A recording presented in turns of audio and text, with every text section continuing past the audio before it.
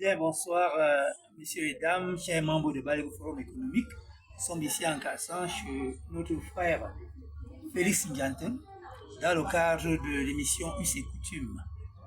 Bien, bonsoir, Papa Félix.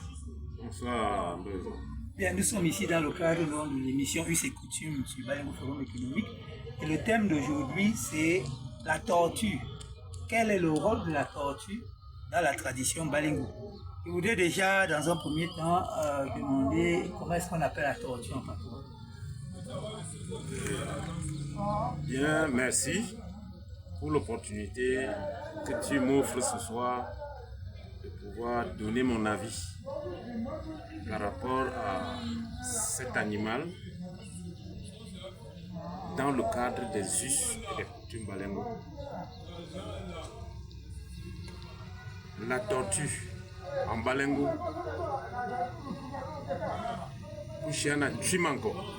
Chimanko. Chimanko. Chimanko. Bien. Je ne sais pas, est-ce qu'il y a certaines personnes qui sont habilitées à garder ces chimanko là chez eux? Le Chimanko en pays Bamileke. Si nous voulons rester dans le cadre Bamileke, sachant que même certaines ethnies de notre pays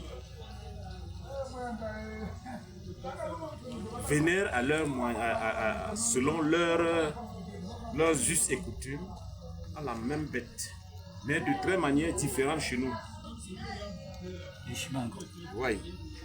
Bon, quel est le rôle donc de ce chimanko là dans notre tradition Balingo? Dans notre tradition Balingo, généralement, je dis bien dans la généralité, c'est un animal, c'est un reptile sacré qui est surtout utilisé, je dis bien surtout utilisé dans le cadre des jugements. Parce que, à l'origine, c'est un animal saint qui est comme un roi et qui, dans nos habitudes, prédisent, en cas de litige,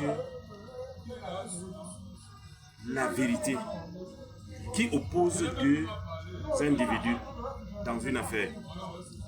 En quoi faisant? Comment est-ce qu'il fait pour déterminer, n'est-ce pas, le coupable? Bien. Animal sacré que je vous dis.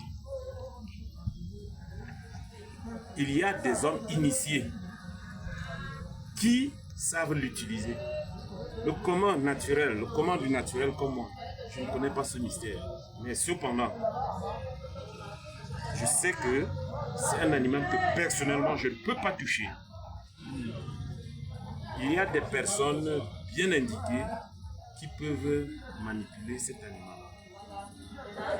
Oui, mais dans le cadre des jugements, c'est de ça qu'il s'agit.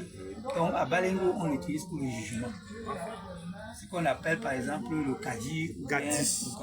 le cadre des kadi. Alors, comment est-ce que ça se passe? C'est-à-dire, lui, il montre le coupable, il montre l'innocent, ou c'est comment? Bon, voilà. En fonction de la parole, parce que tout est parole, ceux qui utilisent cet animal dans le cadre des jugements, tel que je vous explique, ils placent l'animal, ils font des cérémonies, ils parlent. Les deux adversaires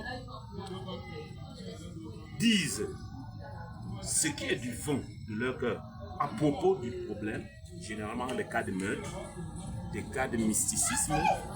Alors cet animal détermine le coupable. En quoi faisant? En se déplaçant tout naturellement. Il se déplace, il marche. Il peut venir caler entre vos pieds. Les pieds du coupable. Entre les jambes du coupable. Parce que vous parlez étant assis. Ouais. Il vient, il reste carrément entre les jambes du coupable. On sait que c'est le coupable. On sait que c'est le coupable. Parce que c'est un animal divin. C'est un animal qui dit ce qui est réel. Il se trompe pas. Donc à Balingo, le rôle de la tortue, c'est de déterminer le coupable en cas de litige. En cas de litige. Dans le cadre d'un jugement. Dans le cadre d'un jugement, surtout. Parce qu'on ne l'utilise pas dans n'importe quelle circonstance. Ça, c'est des cas de cadi extrêmes. On fait intervenir le cas de la torture. Voilà. Merci Parce beaucoup. que dans le cadre de cadi, il y a le cadi par le vin blanc. Par le vin blanc. Il y a le cadi par la torture, tel que je dis, comme je viens de dire. Il y a également le cadi qui se déroule dans les cases sacrées de la chefferie.